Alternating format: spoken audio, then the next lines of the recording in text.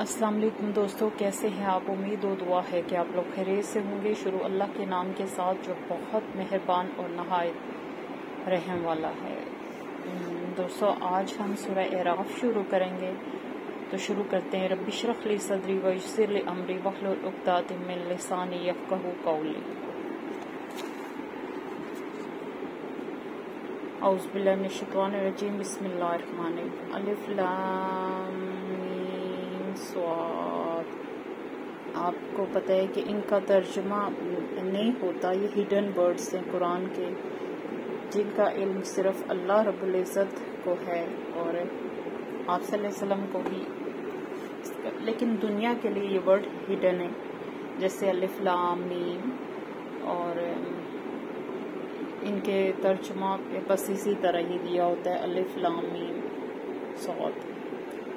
کتابن، یہ کتاب ہے، انزلہ جو نازل کی گئی، علیک تیری طرف، فلا پس نہ ہو، یکن فلا یکن پس نہ ہو، فی صدرکا تیرے سینے میں، حرجن کوئی تنگی، من ہو اس سے، لتنذرا تاکہ تم ڈراؤ، بہی ساتھ اس کے، وذکرا اور نصیحت ہے، للمؤمنین ایمان والوں کے لیے۔ دوستو پتہ نہیں کیا ہو گیا ہے، یہ ایک کتاب ہے جو نازل کی گئی تیری طرف، پس نہ ہو تیرے سینے میں کوئی تنگی اس سے، تاکہ تم ڈراؤ ساتھ اس کے، اور نصیحت ہے ایمان لانے والوں کے لیے۔ جیسا کہ اس میں قرآن مجید کے نزول کا ذکر ہو رہا ہے کہ جیسے یہ کتاب نازل ہوئی تھی تو آپ صلی اللہ علیہ وسلم کو چونکہ پڑھنا نہیں آتا، جیسے آپ کو سکھایا گیا نا پڑھنا کہ اقرا باسم ربک الذی، پڑھ یعنی اپنے رب کے نام سے، تو آپ کو سکھایا گیا، تو جو چیز آپ کے لیے نئی تھی اور اس میں بعض اوقات آپ کو بھی دشواری بھی پیش آتی تھی، تو اس وجہ سے اس حوالے سے قرآن کے نزول کے حوالے سے ہے۔ ظاہر ہے اتنی بڑی کتاب، اتنی عظیم کتاب ایک انسان کے اوپر نازل ہوئی، اور اللہ پاک قرآن مجید میں ہے کہ اگر ہم پہاڑ پہ اسے نازل کرتے تو پہاڑ ریزہ ریزہ ہو جاتا، لیکن انسان نے اس کا اٹھایا بوجھ، مطلب بوجھ تو نہیں کہہ سکتے، انسان کے اوپر یہ اس کا نزول ہوا، اور پھر انسان نے اس کے نزول کو برداشت کیا۔ یہ اتنی بھاری اور عظیم اور عالیشان، جس میں ظاہر ہے رب کی طرف سے ہے، رب کی باتیں ہیں، اور ظاہر ہے اس کا نازل ہونا اور اس کے مراحل بھی کچھ آسان نہیں تھے۔ تو اس سلسلے میں فرمایا جا رہا ہے کہ یہ ایک کتاب ہے جو نازل کی گئی تیری طرف، کس کی طرف؟ آپ صلی اللہ علیہ وآلہ وسلم کی طرف، پس نہ ہو تیرے سینے میں کوئی تنگی اس سے، تاکہ تم ڈراؤ ساتھ اس کے، اور نصیحت ایمان لانے والے کے لیے۔ یعنی قرآن باعث ہدایت ہے، اور اس میں تمام زندگی کے امور کے بارے میں اللہ کی طرف سے نصیحت کی گئی ہے۔ اللہ کے قوانین ہیں جو کہ دنیا والوں کے لیے ہیں، ان کی ہدایت کے لیے، یہ حق کی تعلیم ہے، اور آپ کو سیدھا راستہ دکھانے کے لیے۔ ظاہر ہے اگر دنیا کے فتن میں آپ آ جائیں تو آپ کو سیدھے راستے کے دکھانے کے لیے اللہ پاک نے اس کتاب کا انتظام کیا۔ آپ صلی اللہ علیہ وسلم ایک مخصوص مدت تک اس دنیا میں رہے، لیکن یہ قرآن جو ہے، جو کتاب آپ پر نازل ہوئی تھی، یہ ساری دنیا کے لیے ہدایت کا منبع ہے، جو بھی اس سے ہدایت لینا چاہے۔ لیکن اسپیشلی مسلمان کی جب بھی آپ کو اپنے راہ سے، اسلامی راہ سے ڈسٹریکٹ ہو جائیں، یا آپ کچھ مطلب دنیا کے لیے لالچ میں پڑ جائیں، تو ضروری ہے کہ ہر روز اس سے استفادہ کیا جائے، اور یہ نازل کی گئی ہے ترجمے کے ساتھ، پڑھنے کے لیے، سمجھنے کے لیے۔ پڑھنا وہ بھی اللہ نے اس کا ایک ثواب رکھا ہے، لیکن ایکچولی اس کتاب کا مقصد کیا ہے؟ چونکہ اس میں آپ کو نصیحت کی گئی ہے نا زندگی کے تمام معاملات کے بارے میں، تو اگر آپ کتاب انزلہ علیک اس طرح پڑھ کے آپ رکھ دیں گے، اور ترجمے اور تشریح سے استفادہ، بے شک آپ تشریح سے استفادہ نہیں کرنا چاہتے نہ کریں، لیکن ترجمے سے ضرور کریں، تو آپ پڑھ کے رکھ دیں گے تو آپ کیا سمجھ پائیں گے، جبکہ یہ ہے ہی نصیحت، اور اس میں آپ کے انجام سے آپ کو باخبر کیا گیا ہے کہ جو اچھا کرے گا، جو کچھ بھی نیکی میں سے لائے گا، اس کا کیا انجام ہوگا، اور جو بدی کا راستہ اختیار کرے گا اس کا کیا انجام ہوگا۔ ہر آیت آپ کو خوشخبری بھی دیتی ہے اور ڈراتی بھی ہے، اور سراسر یہ کتاب شروع سے لے کر اینڈ تک ایک نصیحت ہے۔ سبحان اللہ۔ اتبعوا، پیروی کرو، ما جو انزلہ نازل کیا گیا، علیکم تمہاری طرف، من ربکم تمہارے رب کی طرف سے، ولا اور نہ تتبعوا نہ تم پیروی کرو، من سے دون ہی اس کے علاوہ، اولیاء سرپرستوں کی، قلیلاً کتنا کم، ما تذکرون تم نصیحت پکڑتے ہو۔ اب اللہ تعالیٰ کیا فرما رہے ہیں کہ جو کتاب نازل کی گئی ہے یہ اس لیے نہیں کی گئی کہ اس کو بند کر کے شیلفوں پہ رکھ دیا جائے، الماریوں میں رکھ دیا جائے، غلافوں کے اندر، بلکہ اس کو کھولا جائے اور اس کی پیروی کی جائے، اس سے استفادہ کیا جائے۔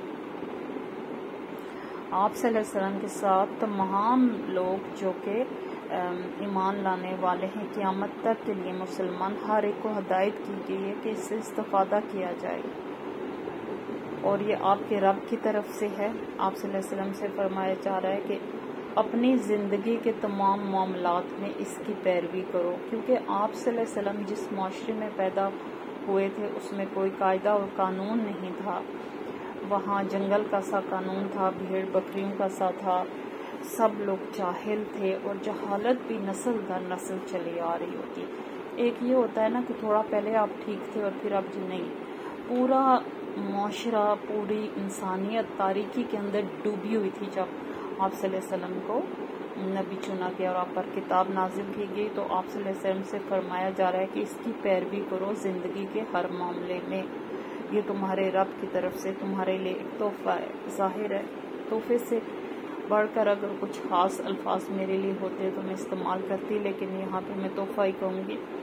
اور نہ تم پیروی کرو دوسرے سرپرستوں کی، جیسے کہ آپ جانتے ہیں کہ وہ معاشرہ بت پرست تھا، اور وہاں پہ متس جو ہوتی ہیں ان پہ دین چلا آ رہا تھا، گاڈ تھے، گاڈیس تھی، اور جو ہے کسی نے کس کی پوجا کی تو کسی نے کس کی پوجا کی، تو کسی نے کسی بزرگ کی پوجا شروع کر دی، تو کسی نے اپنے خاندان کے بڑے کی پوجا شروع کر دی، یعنی کہ یہ قانون تھا۔ تو جو ہے ان کے جو فیملی کے بڑے تھے وہ بت پرست تھے، تو وہ چاہتے تھے کہ جو یہ بچہ ہے وہ ایک علیحدہ دین کا، یا آپ صلی اللہ علیہ وسلم نے جب جوانی میں تبلیغ شروع کی تو ان کا تھا کہ کسی طرح اس کو روکا جائے اور یہ اسی دین پر چلے جو ہمارے آباء و اجداد سے آ رہا ہے، لیکن آپ صلی اللہ علیہ وسلم کو ظاہر ہدایت مل چکی تھی اور اللہ نے آپ کو چن لیا تھا، تو یہ کیسے ہو سکتا تھا کہ آپ پھر ان کی باتوں پر عمل کرتے جبکہ حق آنکھوں سے دیکھ لیا۔ قلیلا ما تذکرون، اور اس یہ قرآن سراسر نصیحت ہے۔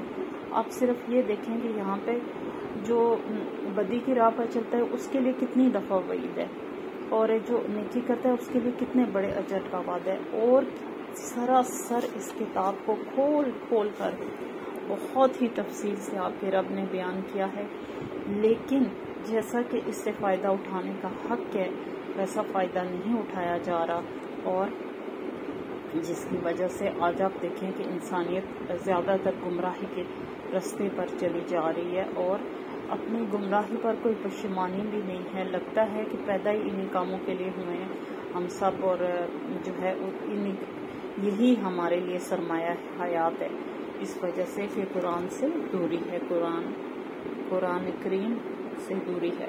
وکم، اور کتنی ہی من قریاتن، بستیوں میں سے، اخلقناھا، ہلاک کر دیا ہم نے ان کو، فجاء، پس آیا ان کے پاس، باسنا، ہمارا عذاب، بیاتن، رات کے وقت، او ہم، یا وہ، قائلون، دوپہر کے وقت آرام کر رہے تھے۔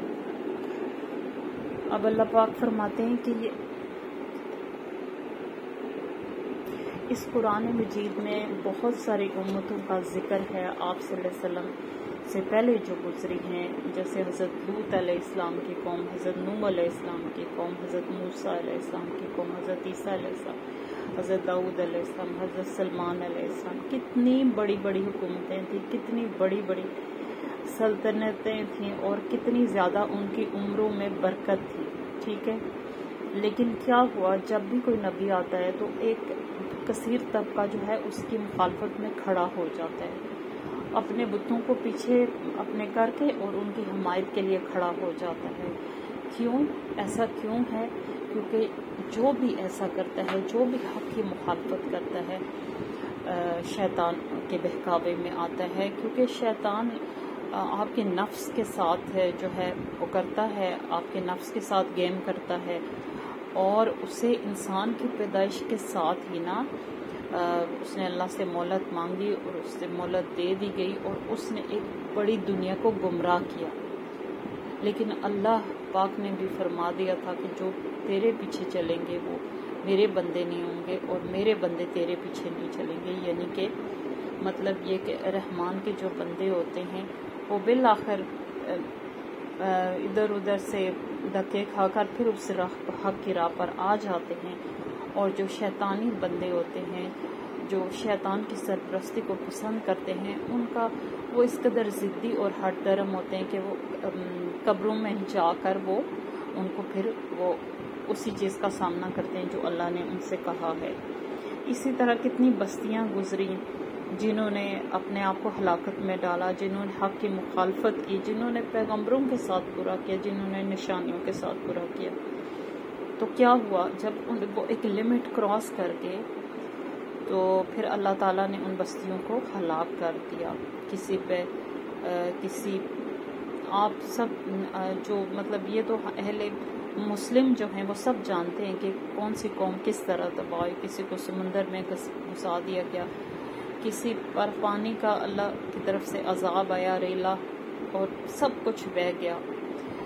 کوئی بجلی کی کڑک سے تباہ و برباد ہو گئی، کوئی جیسے حشرات الارض کے آسمان پر بارش ہونے سے وہ تباہ ہو گئی، کوئی کس طرح تباہ ہو. یعنی بہت سی اقوام تباہ ہوئی ہیں. تو اللہ تعالیٰ اسی ضمن میں بات کر رہے ہیں اور فرما رہے ہیں اس قرآن میں کہ ہلاک کر دیا ہم نے ان کو، پس آیا ان کے پاس ہمارا عذاب رات کے وقت یا دوپہر کے وقت جب وہ آرام کر رہے تھے.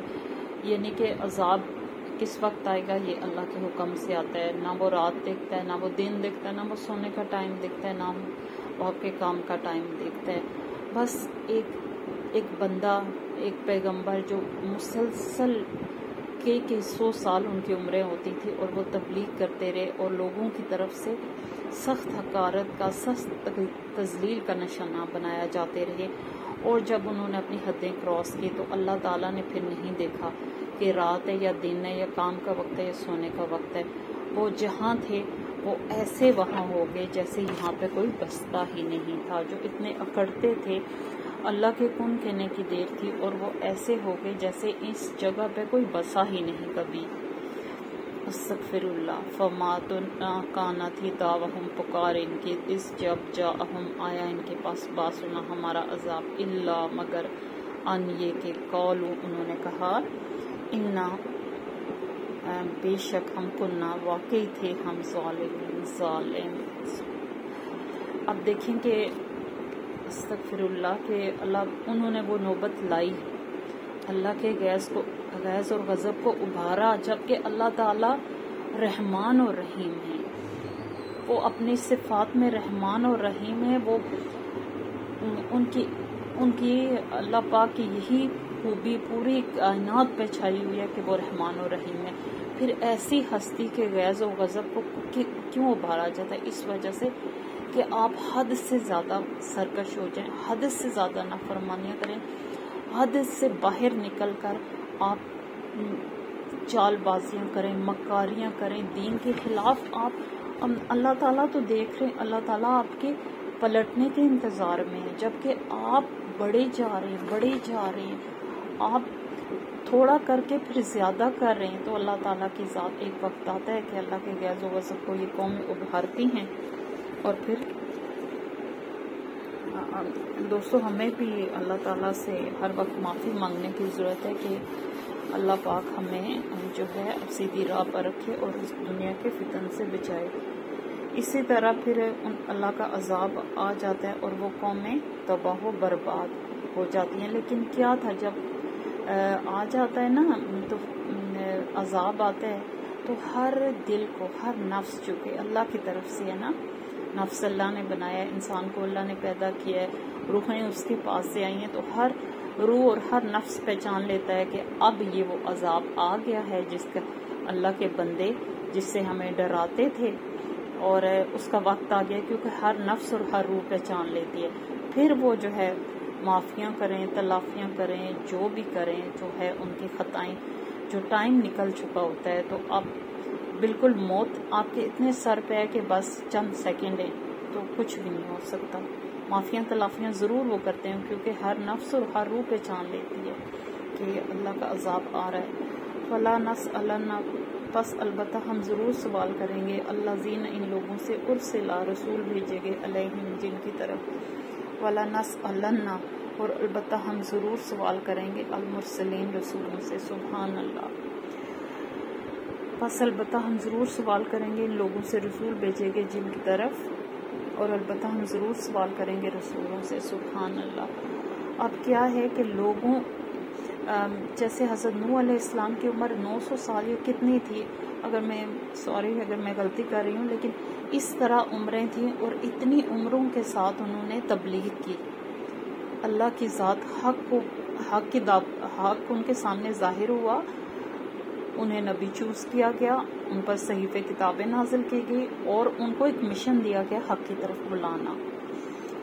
اور آپ صلی اللہ علیہ وسلم کی عمر مبارک 63 سال تھی، لیکن جو باقی انبیاء گزرے ہیں ان کی عمریں بہت زیادہ تھی، تو انہوں نے اتنا لمبا عرصہ لوگوں کے ظلم ستم برداشت کیے، لوگوں کے سے ہر طرح سے، مطلب معاشرے سے ایک بندے کا کھڑا ہونا اور پھر حق کے لیے بولنا کتنا مشکل ہوتا ہے، تو انہوں نے لوگوں کو، ان کا مشن یہی تھا لوگوں کو حق کی طرف بلانا، اور انہوں نے بلایا۔ تو اللہ پاک ان آیات کیا کہہ رہی ہیں کہ لوگوں سے سوال ہوگا کہ کیا تمہیں سیدھا راستہ دکھانے کے لیے کوئی رسول نہیں آیا، کوئی کتاب نہیں بھیجی گئی، کوئی صحیفہ نہیں آیا، تم جہالت میں بھٹک رہے تھے تو تم جہالت میں ہی رہے، کیا حق کی آواز تمہارے کانوں تک نہیں پہنچی؟ لوگوں سے ضرور سوال کیا جائے گا، کیونکہ اللہ تعالیٰ بہت بڑے رحمان اور رحیم ہے، تو وہ جب ایسے کسی کو جہنم میں تو نہیں پھینکیں گے نا، وہ سوال ضرور کریں گے، تاکہ انسان کو پتہ چل جائے کہ جس جگہ وہ جا رہا ہے وہ اس کے اپنے ہاتھوں کی کمائی ہے۔ اتنی باریکی کے ساتھ سب معاملہ ہوگا، اس کے بعد اس کو اس کے انجام تک پہنچایا جائے گا۔ اسی طرح رسولوں سے سوال کیا جائے گا۔ رسولوں سے کیا سوال کیا جائے گا؟ ان سے پوچھا جائے گا کہ کیا آپ نے ان گمراہ لوگوں تک ہمارا پیغام نہیں پہنچایا تھا؟ کیا جس حق کی تبلیغ کی آپ کو مشن دیا گیا تھا وہ آپ نے پورا نہیں کیا؟ تو دوستو، آپ اور ہم اچھی طرح جانتے ہیں کہ رسول اپنے رسول جو ہوتے ہیں، پیغمبر جو ہوتے ہیں، وہ اپنے فرائض سے ذرا برابر کوتاہی نہیں کرتے، وہ اپنی جان جوکھوں میں ڈال کرنا یہ مشن اللہ کا انجام دیتے ہیں، سبحان اللہ۔ فلا نقصنا، البتہ ہم ضرور بیان کریں گے، علیہم، ان پر، علم کے ساتھ، وما، اور نہ، کننا، تھے ہم، غائبین، غائب، سبحان اللہ۔ اب اللہ پاک اپنی ہستی کے بارے میں کیا فرما رہے ہیں کہ ہم یہ سوال جواب ان سے ضرور کریں گے۔ جب کسی کو انجام سے دو چار کیا جائے گا تو اس کا کھاتہ پوری تفصیل کے ساتھ کھولا جائے گا، تاکہ اسے پتہ چل جائے کہ یہ اللہ نہیں ہے جو ظالم ہے، حقیقت میں وہ خود ظالم ہے، اور جو وہ کر رہے تھے اور جس چیز کے لیے انہوں نے منع کیا تھا، جو انہوں نے کی دنیا میں، انہوں نے کیا سمجھا تھا کہ ان کے یہ عمل جو ہے ان کا کوئی حساب کتاب نہیں رکھا جائے گا، اور جو نبی کہہ رہا ہے کیا وہ بات جھوٹ ہے؟ نعوذ باللہ۔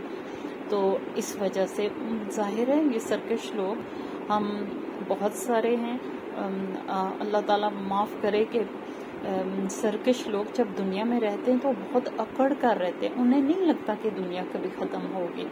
آپ ابھی حکومتوں کا حال دیکھ لیں کہ حق کو دبانے کے لیے جیسے ہوتا ہے نا کہ گھر گھر جا کر لوگوں کا منہ بند کرنا، اس طرح حکومت جو ہے اوچھے ہتھ کنڈے آزماتی ہے، ہر مطلب اس طرح کی بری حکومتیں جو ہوتی ہیں، تو کیا حق دب جاتا ہے؟ ایک وقت آتا ہے، ریوائول ہوتا ہے ٹائم کا، ایک وقت آتا ہے کہ جو جس چیز کو دبایا جاتا ہے وہ پورے پریشر کے ساتھ اوپر آتی ہے۔ یہ اللہ کا نظام ہے۔ تو اسی طرح انسان کے کسی بھی عمل سے اللہ غافل نہیں ہے، اور اللہ انہیں بتائے گا کہ جب تم یہ کر رہے تھے، جب تم نے یہ حدیں کراس کی تو میں غائب نہیں تھا، میں حاضر تھا، اور وہ سوال جواب پھر کیے جائیں گے۔ والوزن، اور وزن یومئذ اس دن الحق برحق ہے، فمن تو جس کے ثقلت بھاری ہوئے، موازین ہو پلڑے اس کے، فاولئک تو یہی لوگ ہم المفلحون وہ ہیں جو فلاح پانے والے ہیں۔ اب پھر دیکھیں کتنی دفعہ قرآن مجید میں آ چکا ہے کہ اچھوں کو ان کے اچھائی کا بدلہ ضرور ملے گا۔ ہر آیت، ہر تیسری آیت اس پر دلالت کرتی ہے۔ اور وہ دن بڑا سخت ہوگا، سورج سوا نیزے پر ہوگا، انسان اپنے اعمال کے مطلب اپنے جواب دہی کے انتظار میں اسے کھڑا بھی نہیں ہوا جائے گا۔ وہ اس قدر محشر کا دن جو سخت دن ہوگا، اور وزن اس دن پر حق ہے، یعنی آپ کے اعمال کے وزن ہوں گے۔ سبحان اللہ، آپ کے اعمال کے وزن ہوں گے۔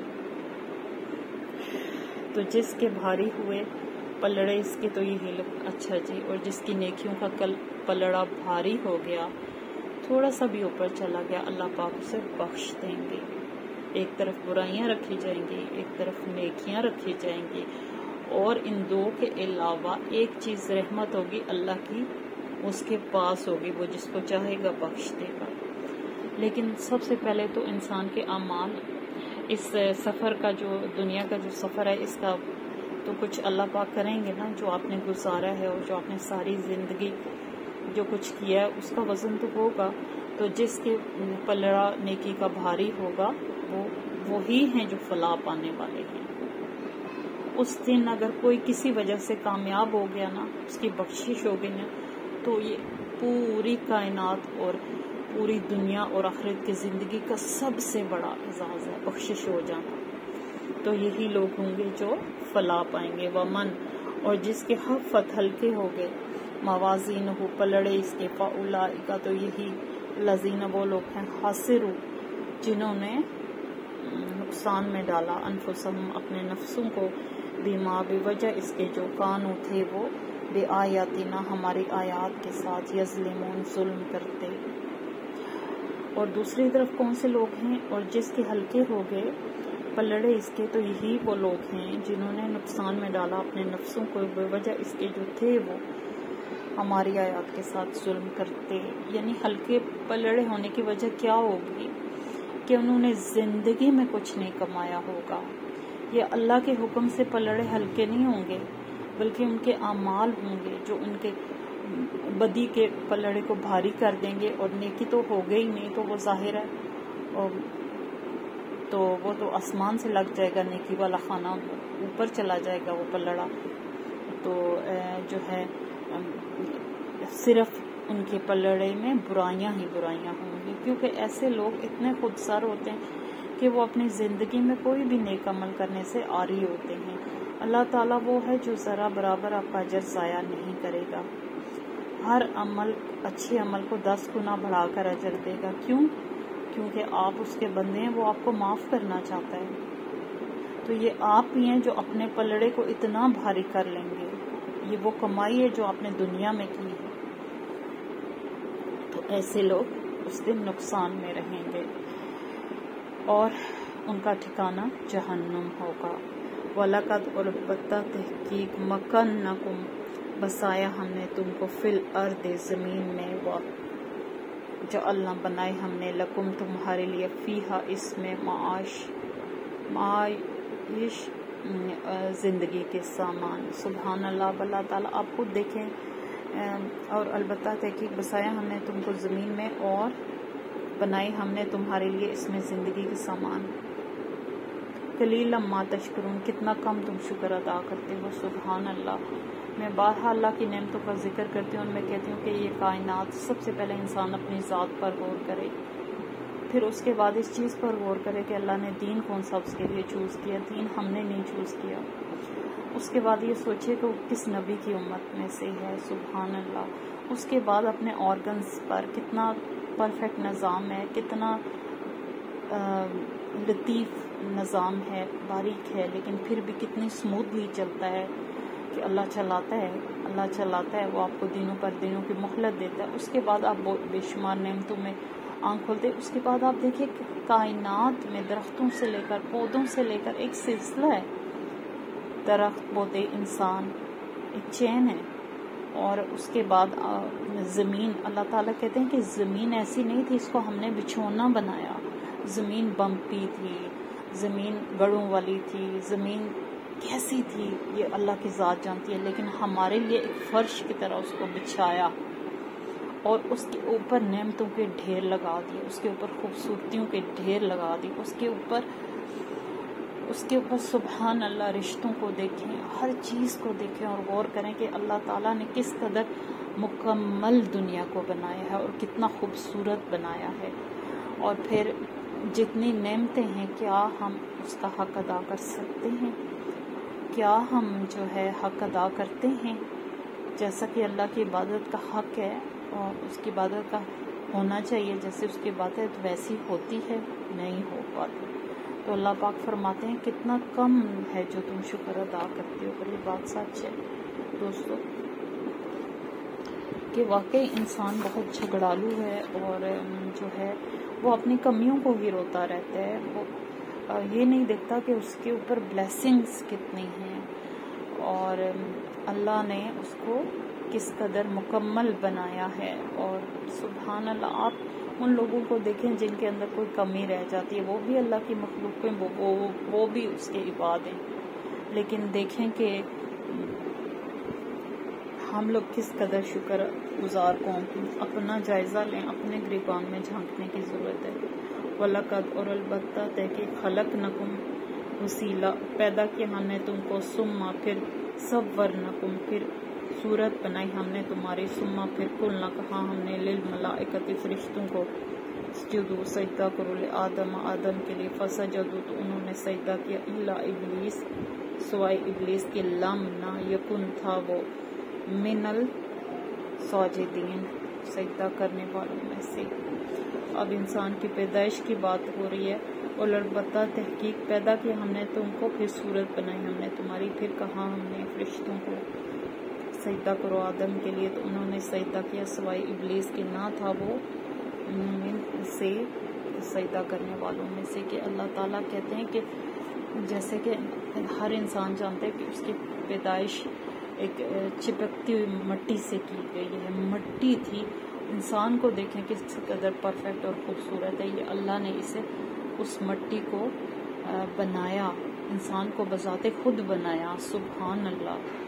بہت بڑی کریشن مطلب ہے. لیکن ہمیں اپنی ذات اور اپنی دوسروں میں نقص نہیں ڈھونڈنے چاہیے، کیونکہ اللہ تعالیٰ نے خود انسان کو بنایا ہے. پھر اس نے مختلف طرح کی صورتیں بنائی. اب دیکھیں کتنی دنیا میں انسان اور کتنی خوبصورتی ہے، اور یہ رب کی کریشن اس میں کتنی ویریشن کتنی زیادہ ہے. جتنے انسان ہیں ان کی شکلیں نہیں ملتی. فنگر وہ جو تھمب ہوتا ہے وہ فنگر پرنٹس ہوتے ہیں وہ ڈفرینٹ ہیں. اور کس قدر مکمل بنایا اللہ نے انسان کو. پھر اس نے فرشتوں کو سجدہ کرنے کا حکم دیا. تو کس نے انکار کیا؟ اللہ کے سامنے، اپنے کریٹر کے سامنے. دوستو آج کل بھی دنیا بہت زیادہ بگڑی ہوئی ہے. اپنے کریٹر کے سامنے کس نے انکار کیا؟ ابلیس نے.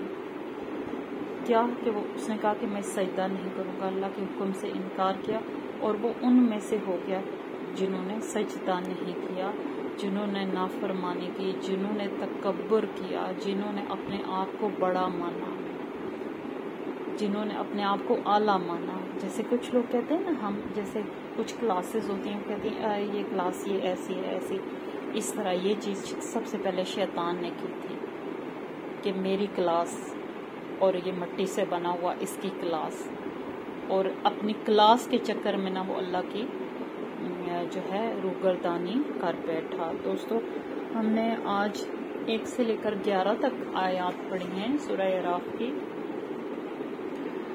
اور اس دعا کے ساتھ اختتام کرتے ہیں، اللہم انی اسألک علما نافعا وعملا متقبلا ورزقا طیبا، آمین۔